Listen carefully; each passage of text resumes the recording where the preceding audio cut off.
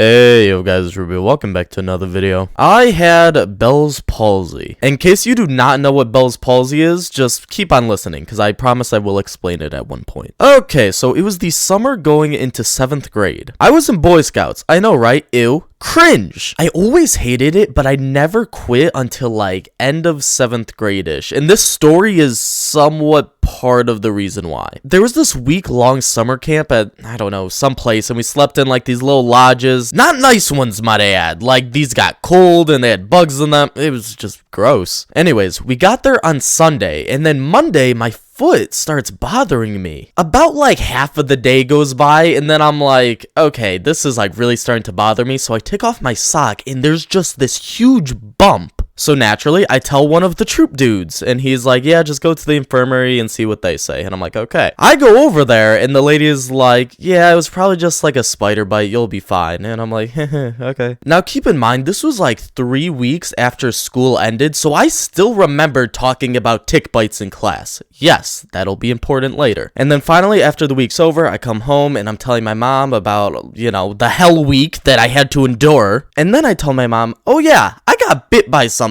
The infirmary lady said it was a spider, but I think it was a tick. She's like, okay, well, just in case, want to go to the doctors? And I'm like, yes, please. Keep in mind, when I see the doctor, it's like a week or two after all of this stuff happened. The doctor basically says like, well, it's hard to tell now because there's nothing there anymore, but I mean, we could just give you the medication for Lyme's disease. And I'm like, yes, please give me now. So I'm taking it for a few weeks. Then at a birthday party, to be clear, a Chuck E. Cheese birthday party. No clue why I had to mention that. But anyways, my face starts feeling like weird. Whenever I laughed or smiled, like the left side of my face just did not move. We get back from the party and I'm like, Mom, I cannot feel the left side of my face. Like, it's just dead. Now, the person we were with at the time was like, oh, it's no worries. My mom had the same thing. It's just from stress. Me and my mom are both like, no, Lorenzo does not get stress, so that is not plausible.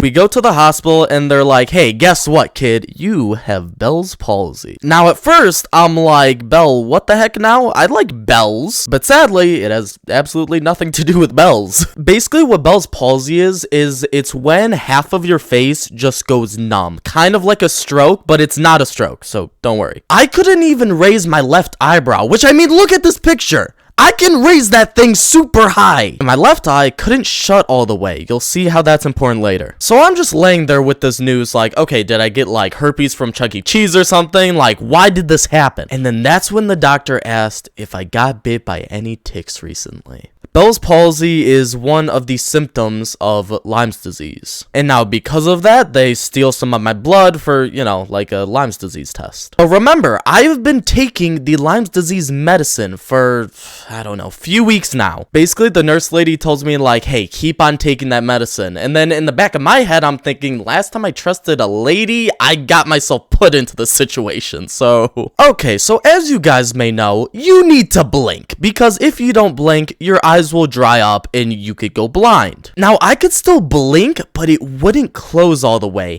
and that is a problem. So I had to put like these fake like teardrop, like eye drop things into my eyes like a few times a day, because if I didn't, I would basically dry up and turn into a prune. And also, I had to wear an eye patch. I know, right? Who would have guessed it? A YouTuber with an eye patch on his Minecraft skin actually wore one in real life for a month. And by the way, in case you're wondering, that is not the reason why Ruby Creeper has an eye patch. Actually, it's from Kenny from Telltale The Walking Dead. Eventually, the Lyme's disease test comes back, and it said it was undetermined, so like, they just couldn't really tell. So, okay, this is my theory on what happened. I had Bell's palsy because I had Lyme's disease. I started taking the medicine weeks before we even tested me for Lyme's disease. So, because of that, when I took the test, the disease was already like half dead. 7th grade starts, I'm cured, no eye patch, no meds, no nothing. In homeroom, on the very first day, we do a would you rather, you know, to, I don't know, like a sort of icebreaker thing. One of the questions was, would you rather wear an eye patch for 1 month or, I don't know, something else? Joke's on her, I already did that.